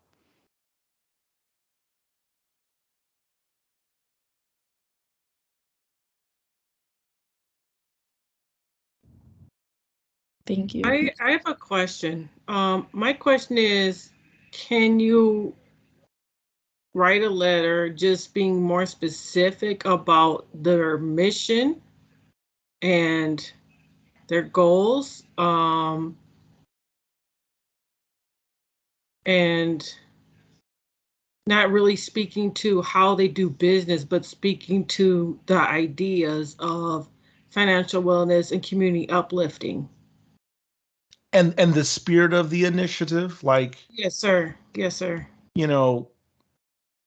That the commission finds value in these banks stepping up and bringing, in essence, a smaller competitor, right, to town, but they're going to support them due to the disparities, and supporting that as a civil rights initiative that is mutually beneficial for all of Minneapolis, and maybe not so much that we're putting the stamp of approval on one entity being this, being this bank. I could see that and think that that is something well worth it. And I think that also gives the other banks that we listed, or that I listed, more impetus to want to continue to do these kinds of initiatives, to support those kinds of endeavors, because this is very unique in banking. What they've proposed and what they're moving forward with, and I think an acknowledgement by our commission to the other banks in this city that MCCR finds value in that, I think would help not only just this initiative with this particular bank, but I think that it can begin to enhance the culture of these private corporations to continue to do more, acknowledge the disparities, and then come up with viable solutions to try to remedy them. Absolutely. I love that concept of the idea of mentorship, and it's come up in conversations that I've had in my work with how do we create more equitable investment into our community with a lot of the developers that we might give money to. And so this idea of mentorship, that same model that it might seem so difficult and so hard and so unreachable, is coming to our city, where we have these huge banks that are supporting financially and providing that transition here. And so it just makes me think of how we can only hope to see this with investor programs, and how there are ways to be creative about how to get through these barriers and break the barriers. And a lot of it has to do with this notion, or this idea of, or the fact of white supremacy that we've talked about. And so I'm just really excited to think of different creative ways that we can support these Black-owned businesses, investors, to build wealth in our communities. So I'm excited to see how this works, and I know it will. Thank you, Commissioner Rance.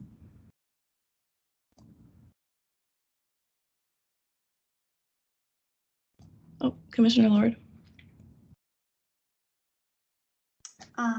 I don't mean to be repetitive at all, but I do worry about the look of endorsing one particular business over another particular business. But it seems like we could do something that positions this as like a welcome to the community, or something like that, that would allow us to, do this in a way that doesn't appear to be like an endorsement.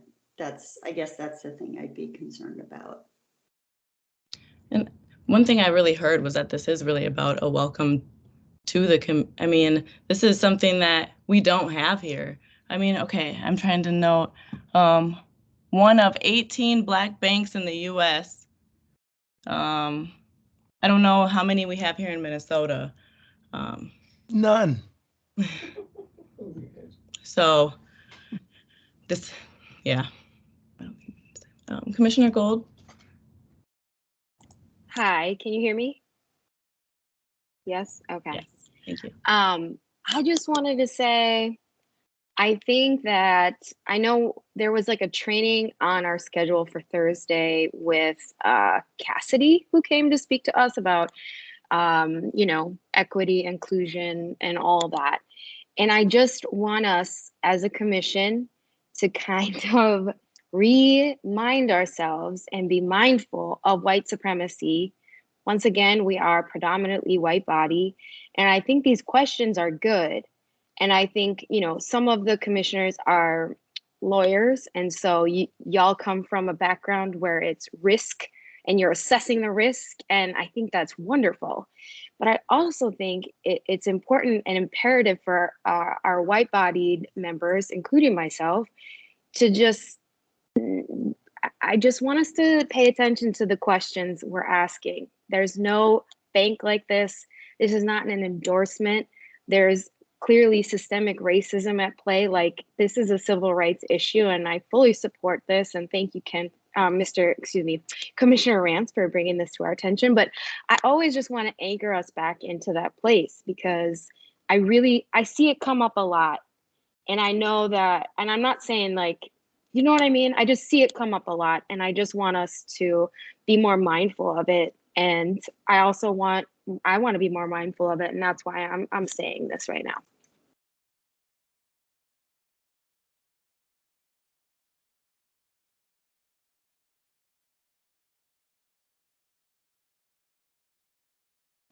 I can just say this. I just don't want us as a commission to be so litigious, because at what point do we draw the line on making decisions on anything?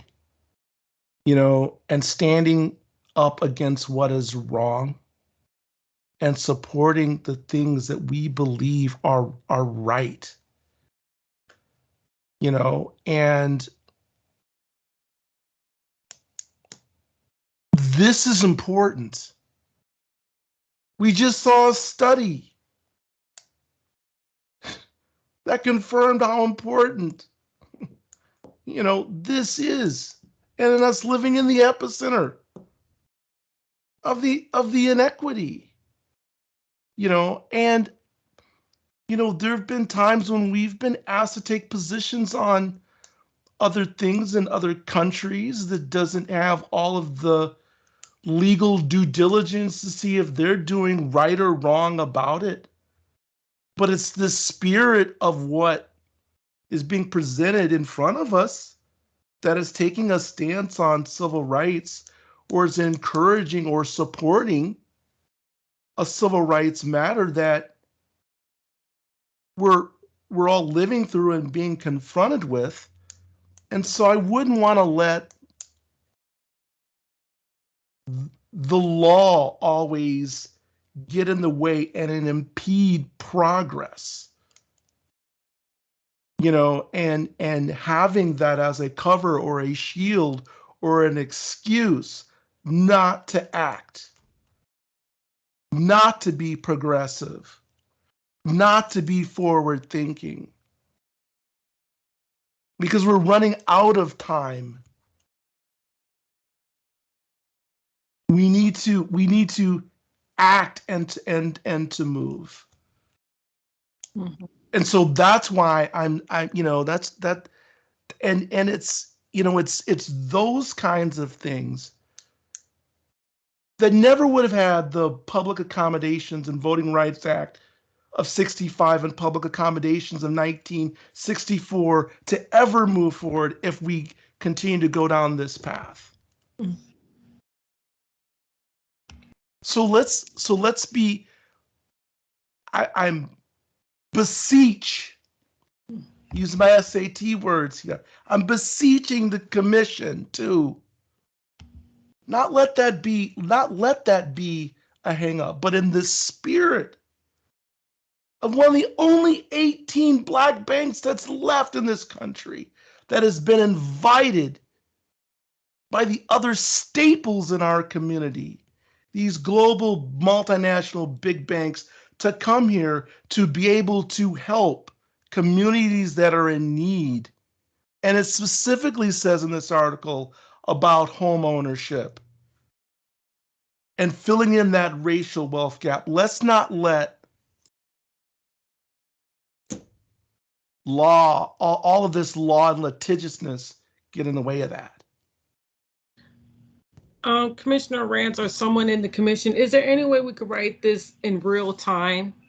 So I think most of us agree on the idea of the welcome letter, and I want to take what we're agreeing on.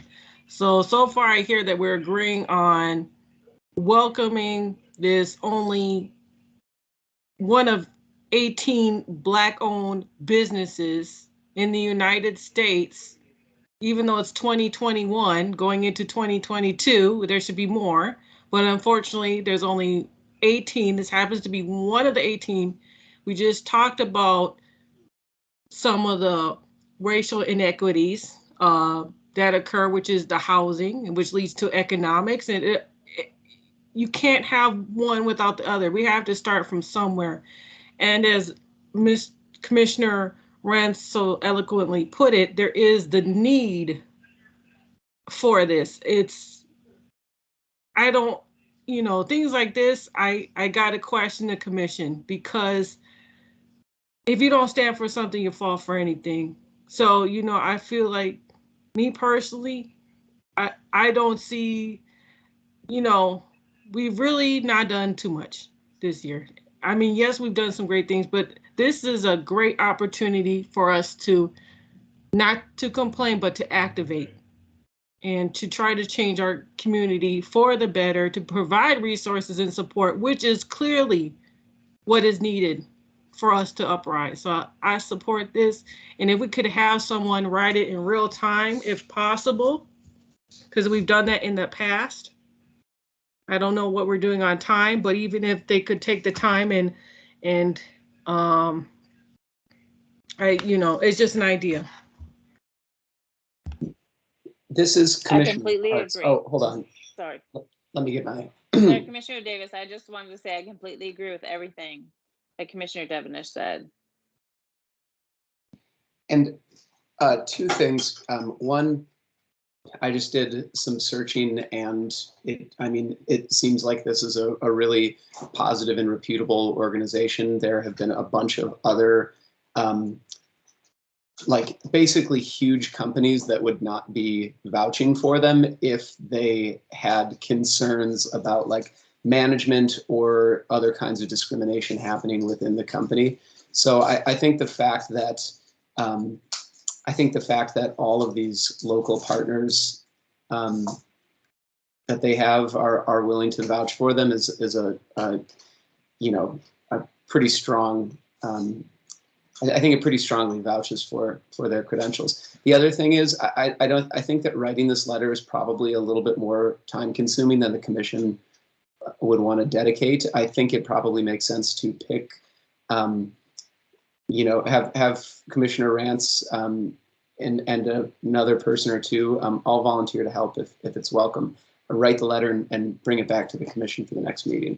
Commissioner Rance, is there a time constriction on that?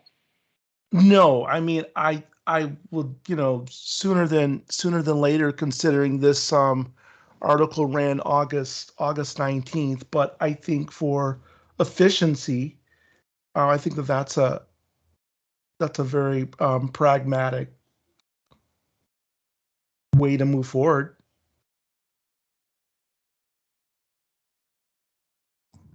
Absolutely. So, go ahead.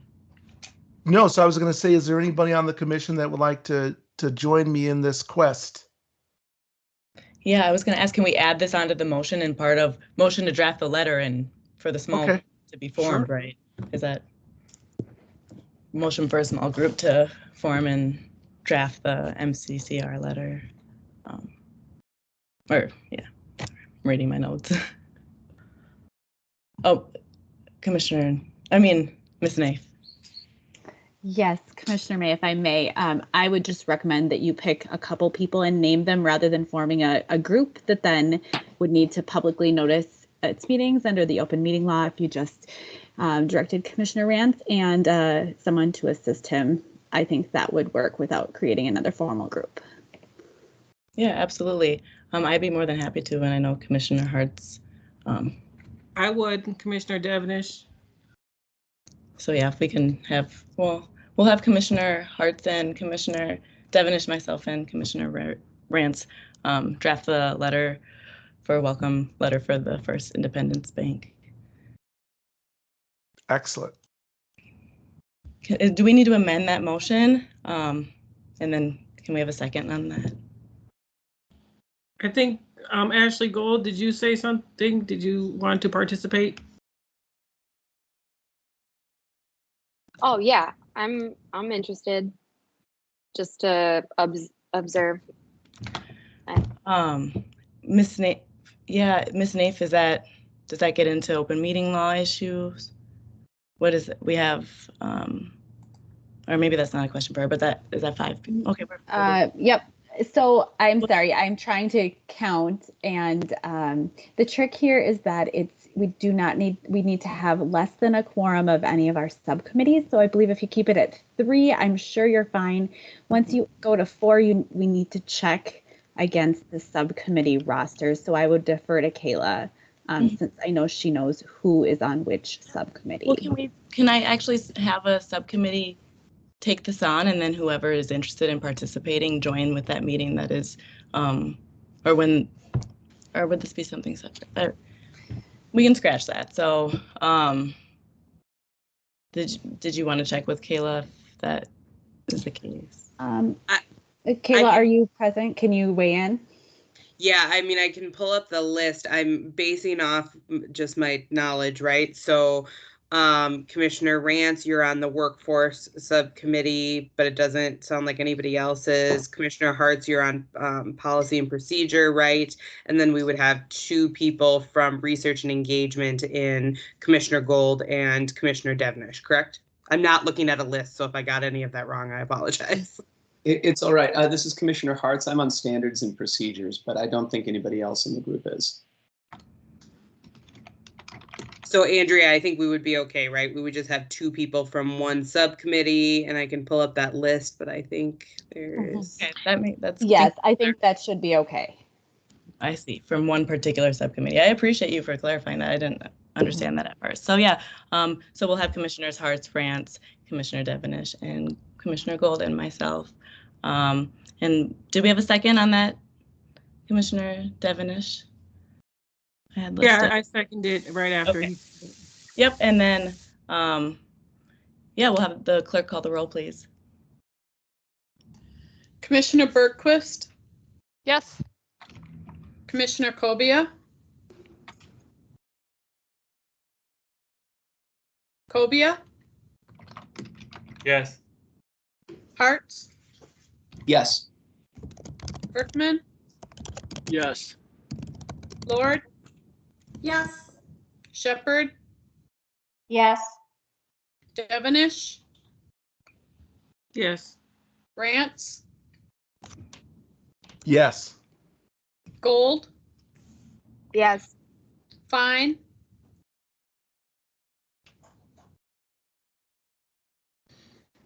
Commissioner Fine, Davis, Yes. Stignani, Yes. Commissioner May. Yes. So we have 12 ayes. Thank you. With that, that motion passes, and we will be able to draft that letter and bring that back to hopefully our next commission meeting, right, for October. And then, was there anything else, Commissioner Rance? No, that was it. Okay, great. Yeah, I'm excited. So just thinking about, because I know we have this meeting, does anyone want to take the lead on scheduling something?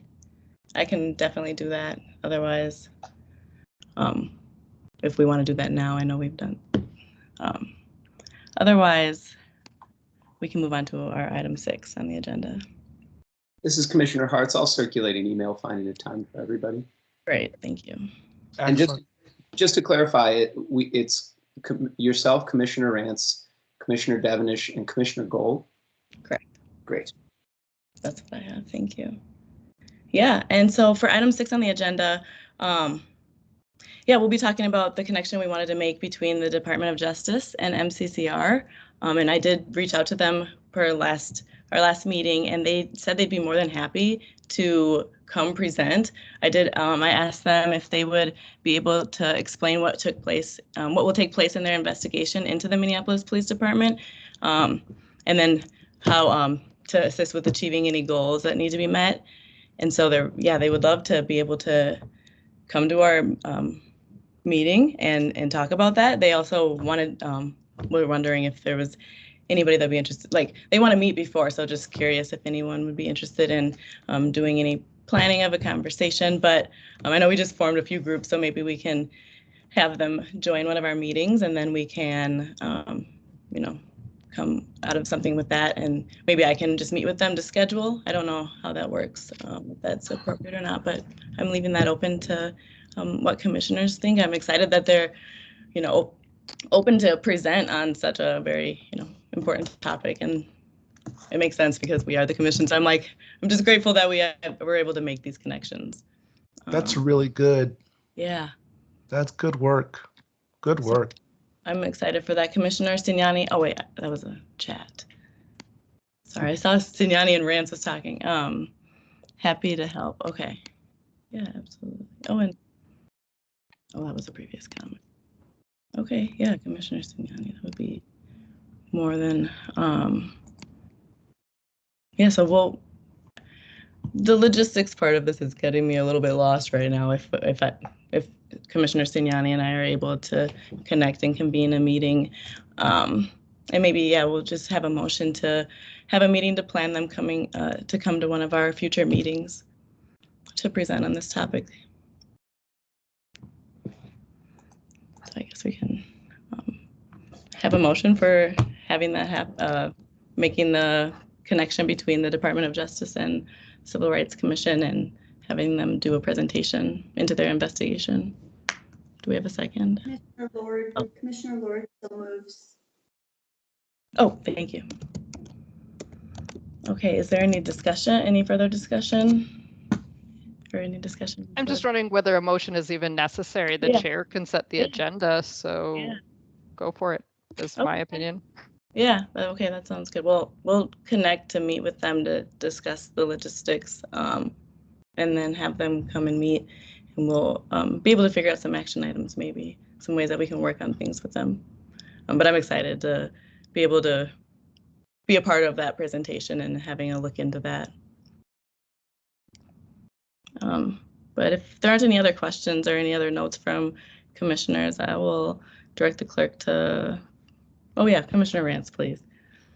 And Chair May, it may also give the commission time to find any prior reports or studies or analysis, to be able to present and to offer them if we kind of have a sense of what may be helpful. Mm-hmm. And so because there's been a lot of great research and information and stuff that's been compiled by the commission up until this point, so someone getting a sense of intelligence of what may be helpful could give us time to prepare. Yeah, I love that. I have some great notes from a conversation that I was able to have with Frank before he left the department about some of those questions that I'd be able to ask. So I'm looking forward to doing that, and same with whoever would be interested. So please let me know if that is something that you'd be wanting to plug into. I was, as I mentioned before, Commissioner Farrar, he did resign the commission, and he is going to be with his mother in Spain, and so my blessings to him. However, I know that this was something that he was very much interested in, and I'm just grateful that we have an opportunity to continue to push this forward and really address the inequalities and the inequities that we're seeing in this city that are very rampant. And as we can see there, from housing to homeownership to like I said before, we have education and just employment gaps overall. And so how can we support our community? And I think that we're doing a great job figuring out ways that we can have actionable items around a lot of the things that have been brought, and figuring out creative ways that we can plug in. And so I want to encourage everyone to continue to do that and to bring your ideas and to bring your passion. But seeing no further questions, I will, ask the clerk to file and receive the report. The next order of business is the acceptance of public comments, and I will ask the floor to invite, I will open the floor and invite comments from the community. Each speaker will be allowed 2 minutes. And with that, are there any community members on the line who would wish to address the commission? I currently don't see any. And so seeing none, we'll move to the final item on our agenda, which is a report from the standing committees and task forces that we have. And so we'll start with if there's an update from the community engagement subcommittee. This is Commissioner Gold. We had some like quorum issues and then folks were out of town. So we really haven't had too much. We don't have too much of an update for you, unfortunately, but next month I'm sure we will. Okay, great. Thanks, Commissioner Gold. I'm looking forward to next month. Next, we have the Standards and Procedures Subcommittee. Yes, thank you. The only thing to report on standards and procedures is that Rule 601 of Internal Operating Rules regarding attendance has now been adopted and is part of it. So it's been incorporated into our rules. And if anyone needs to look at it, they can get it, on the website. That's all I have to report. Thank you. Thank you very much, Commissioner Fine. And then next we have the Workforce and Contract Compliance Subcommittee. Yes, so we had a guest at our meeting, and Marvin Smith, who is the head of the minority contractors for the state of Minnesota, and he gave some testimony and some information in regards to his contractors and his constituents, applying for contracts and things like that with the city of Minneapolis. And he's going to provide for us some studies that have been conducted through the University of Minnesota. And he's also willing to return with some of his members who have had firsthand, experiences with contracting with the city of Minneapolis with the intent of offering best practices in regards to, how the process can be improved. But I found it to be a very helpful, meeting from an end user's perspective when interacting with the city of Minneapolis and the whole contract procurement process.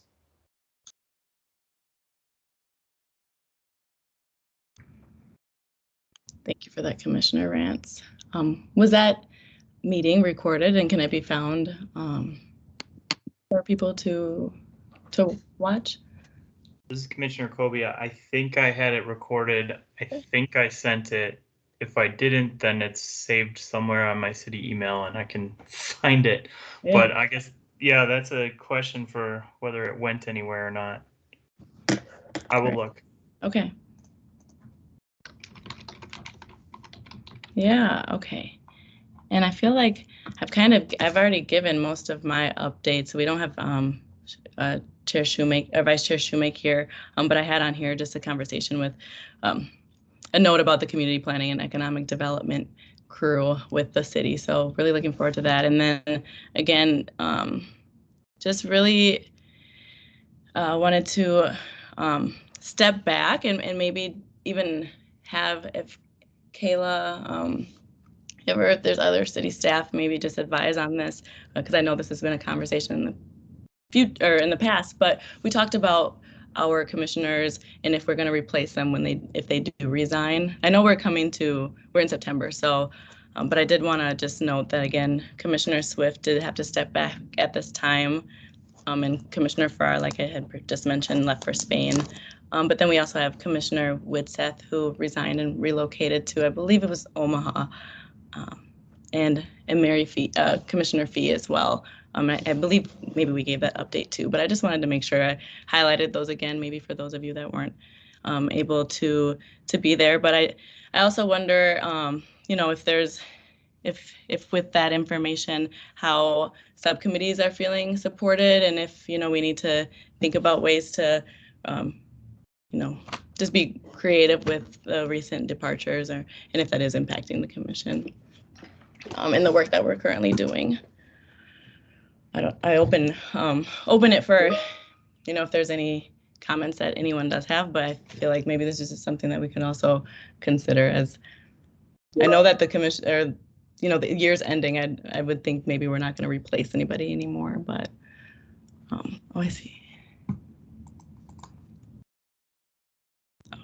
and Commissioner Kobia did put the recording to the video in the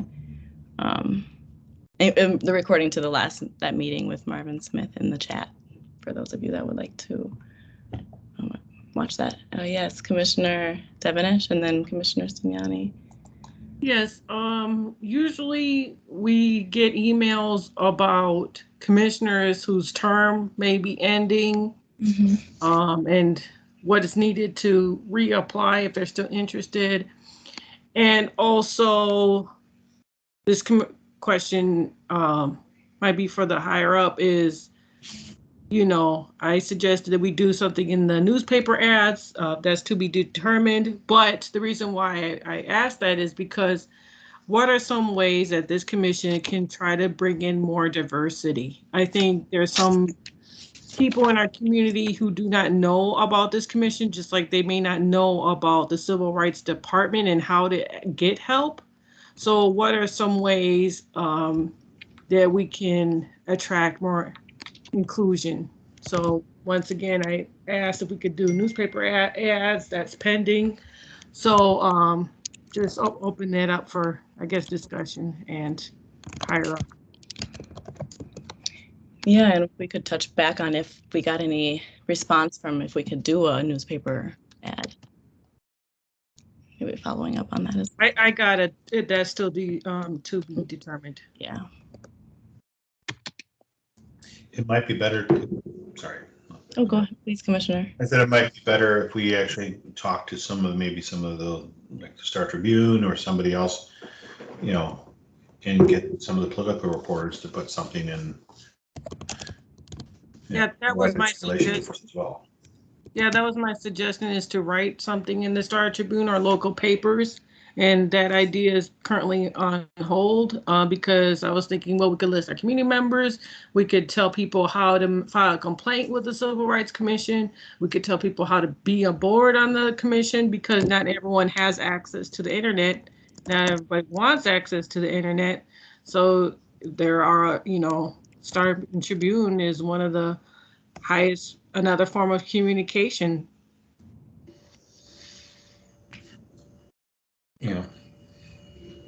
I also think that there should be more of a concerted effort that there's diversity in the different wards of the city as well, so that there's, you know, that there's balance, you know, to the best of our ability, so that it's not all necessarily south side or north side or, you know, the lakes or downtown or whatever, so that you have more of a collective, you know, group that's representing, you know, the four corners of Minneapolis. Yeah, I was gonna look at my notes. I know I have like what wards we're in, but it would be interesting to see like where we're not what wards we're not representing. Oh wait, was that Commissioner Lord? You have your hand up? I did. I guess I just wanted to say I thought that Commissioner Devenish's idea was a great idea to, I mean, realistically, an ad is likely prohibitively expensive for us, but I don't see why we couldn't, you know, reach out to the political reporters at the Strib or at the major, like Fox and Care 11 and what have you, to local people, you know, to see if they'd be interested in talking to someone about how do you file a complaint. You know, I mean, that's real useful information for their viewers and firmly falls into the category of public service. I mean, I'd certainly be willing to volunteer to reach out to the Strib political, whoever is covering politics for the Strib, and, you know, just see if they'd be interested in, you know, maybe interviewing Chair May or Commissioner Devenish, you know, or learning about how to file a complaint. Yeah, are we waiting for city approval on this then? Is that, do we need that, Kayla? Yes. Is that why your hand is up? Right. Actually, my hand was up for an unrelated reason. But yes, this is something that Andrea is looking into. It's just, unfortunately, it's been on a list of a variety of things that we've been looking into collectively, so it just hasn't been gotten to yet, but can be soon. And I actually had my hand up just because I was going to provide the timeline for new commissioners. Is this an appropriate time to do that? Okay, so yes, so in your question of if we're going to replace anybody before the beginning of next year, likely not, just because we're actually already accepting applications for the January folks. So we're already kind of in that process. And by the time we did any other process, it'd probably be around the same time by the time we posted accepted applications, did interviews, all of that. So I just was going to put out there that the applications are due for folks who would like to serve on the commission starting in 2022 by October 1st. So the deadline is coming up. Okay. So I was actually, that was going to be a part of my update, was to encourage you all to get the word out as much as you can and invite folks to apply who might be interested. And then I was also just going to note that we did send an email out. Diana sent an email out to all commissioners who are up for kind of their term expiring and would need to reapply if they'd like to remain on the commission. So you should have received that if you are one of the commissioners whose term is ending. I also can put in the chat, if anyone is concerned, I do have a roster. I'll put the website that has the roster, which does have, you know, when your term expires, if you'd just like to take a look at that. I just put it in the chat. So with applications being due October 1st, which is much sooner than it was last year. I think it was like October, then November, and then it moved to December or something. So I was going to say, we do have the ability to extend it. And last year, I believe we did that. I was not fully involved at that point of the process, but I think we didn't actually have enough applicants yet, and so we extended it. So we certainly would consider doing that, especially if we, you know, don't really have a critical mass at that October 1st deadline. Okay, and so with that being really relevant to Chair Devenish's idea and inquiry into how we're able to advertise those things, what is what are we? I guess I'm just curious what we're waiting for, and if we're able to just post an article in the Star Tribune and use our $3,000, use some of our budget that are. And so the question that is open right now, which Andrea is going to provide a response to, is just whether city funds and commission funds can properly be used for that. That's the question. Thank you.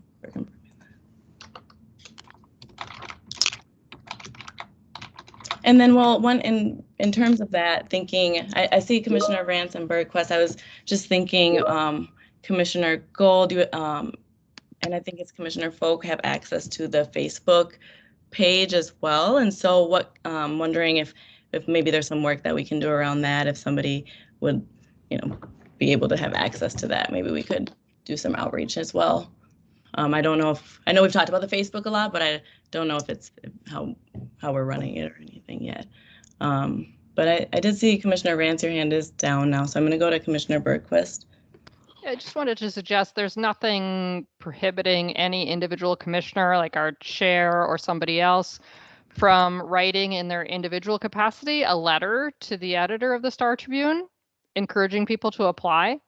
I don't think that would be objectionable, and somebody from the city can tell me otherwise, but as long as it's clear that you're writing in your individual capacity, let them know of the October 1st deadline. That's a lot easier than getting a reporter to write a story because they have limited space. So that might be another way to act quickly to get the word out. That's a great idea. Thank you. We have Commissioner, sorry, Ms. Naif. Or Commissioner Devenish, is your hand still up?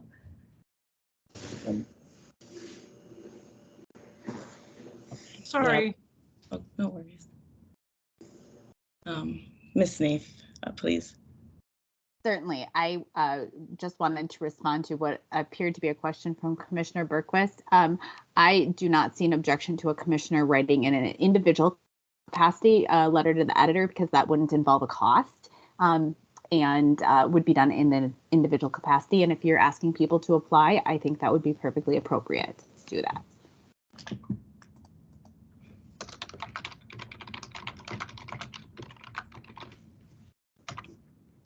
you. And that's all I have, but I appreciate everyone's input into that, and looking forward to being able to get started in that. I think I'm gonna put together like a little draft of like a email that I'm gonna send to the Star Tribune, but I can send it out to people if they would be interested in having that as a copied form, like for where to apply and different things like that. So I'll put that together, and maybe that's something that we'll be able to use to do some advertising. But the next update is if we have anything from the department, and Kayla.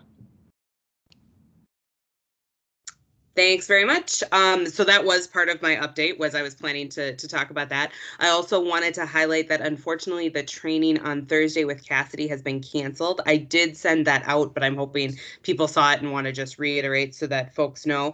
That'll hopefully be able to be rescheduled in a few weeks. So keep an eye out for that, and we will let you know as soon as we find a new date, but apologies for any inconvenience in regards to that. And then the only other thing that I wanted to highlight specifically, because Vice Chair Shoemake is not here and she always does such a great job of plugging just reminders for review panels. So what I wanted to do is I'm just going to list all the commissioners that are on either remaining August cases or September cases, where you should have all of the materials that you need to be able to meet. And we were asking that folks complete those by September 24th, because we are on a case completion deadline with the EEOC, and we have completed cases that are just awaiting your review as commissioners. So that's why we're asking for just a little earlier than the actual end of the month, so we have some time to process those. So I'll list the commissioners. Some commissioners might have more than one, but the key in me listing these is just like if you hear your name and you had no idea you were on a panel, or if you have questions, hopefully this just jogs you to get in touch with us. I'm not going to obviously list case names or anything like that for the privacy issues, of course, that are at issue here. So Commissioners Berquist, Fine, Hartz, Herkman, Swift, and actually now that we're saying that, we're going to need to replace that person. Stignani, Lord, Kobia, Shoemake, and Shepard are all on panels that should be completed by the 24th. If that sounds totally inaccurate to you, please reach out to Matthew, who is our person that organizes all of our panels, or you can reach out to me as well, of course, and I can connect you with him. But with that, I think that's my only update. I really appreciate continued work with the commission and some, difficult issues that we worked through recently, and I appreciate the engagement as always, and my door is open if you have additional questions, want to connect on other things. I guess I could give a couple updates of connecting with city folks. I should have a meeting on the schedule with the Office of Violence Prevention with the commissioners that I've been working with on the Gun Violence Accountability Task Force, hopefully sometime next week. So keep an eye out for an email about scheduling for that. And then a meeting was scheduled and is going to occur next week with intergovernmental relations within the city as well. So working on that, and happy to continue working on that type of thing with, assisting with reaching out to CPED, and happy to continue in conversation if there's other folks within the city that you'd like to be connected with. So with that, thank you very much.